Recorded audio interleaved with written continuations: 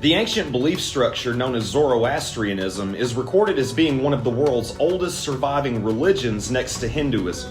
Its tenets are based on the teachings of the ancient Persian prophet Zarathustra, also better recognized by the Greek translation Zoroaster.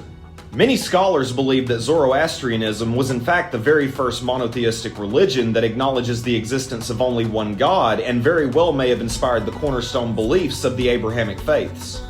Now, the first accounts of this religion date back to somewhere around 1500 BC, although there is no definitive answer.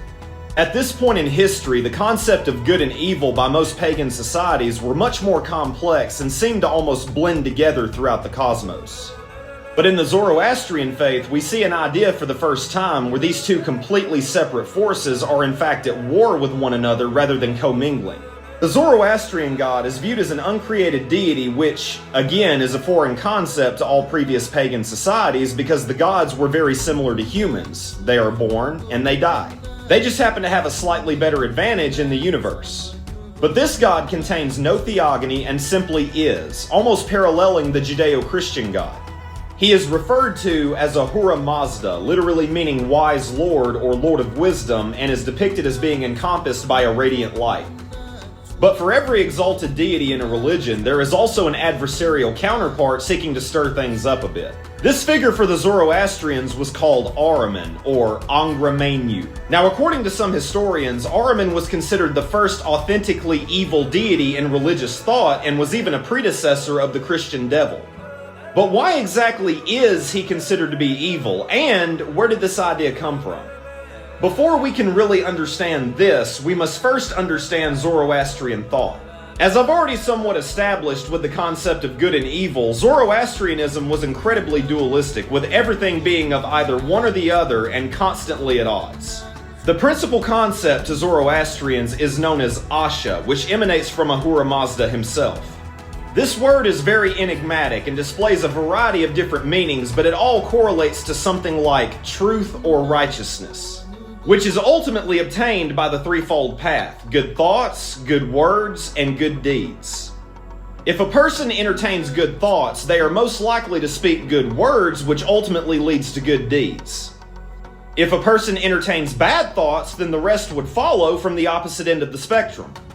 That side is governed by the opposing concept, druj, or falsehood and deceit. This is believed to be the driving force of Ahriman, or perhaps what he represents. I think I should also note that a very important distinction has been factored in by these two ideals. By humans being the vessel which can produce either Asha or druj, this makes us the source of both good and evil, not Ahura Mazda or Ahriman, which implies free will. The deities are seen more as influencers, or in some cases simply metaphors to represent both sides of the spectrum. But for those that believed Ahriman to be a real anthropomorphic deity, he was considered to be the ultimate threat against Asha and seeks to drive humans astray from the path of Ahura Mazda. He was first mentioned in the Holy Gathas, or the spiritual hymns of the Avestas, the text of Zoroastrianism, which are specifically attributed to Zoroaster himself. There, he is referred to as the absolute antithesis of Spintamanu, or the Zoroastrian equivalent of the Holy Spirit, to which both were created by Ahura Mazda.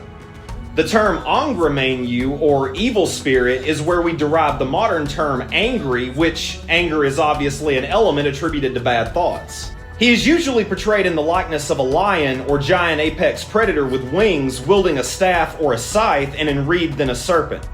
Now, the fact that Ahriman is a creation or an offspring of the wise Lord and still possesses the ability to choose evil shows again that major distinction of free will.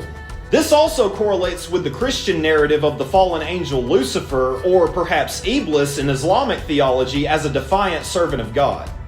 Also, when comparing similarities with these two latter characters, Ahriman is the leader of the Dewas, which are the equivalent to demons. His abode is a dark, gloomy realm located below the surface of the earth, referred to as Duzak.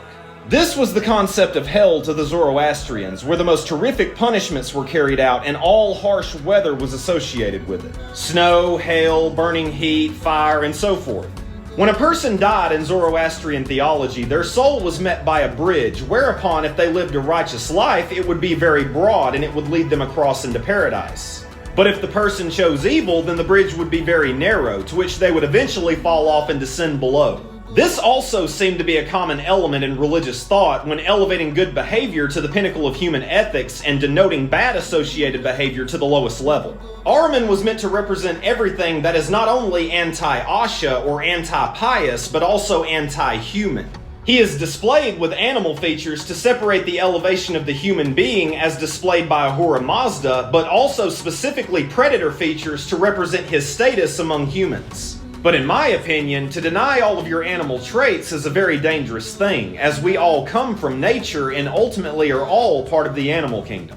We are all born with certain instincts that guide us through life and play a part of the choices that we make, but in the end, who we are as people rests solely in our hands.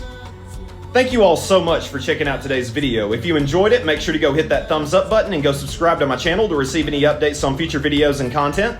Also, feel free to leave a comment below letting me know your thoughts and opinions or any ideas for future topics that you'd like to hear about. And until next time, take care.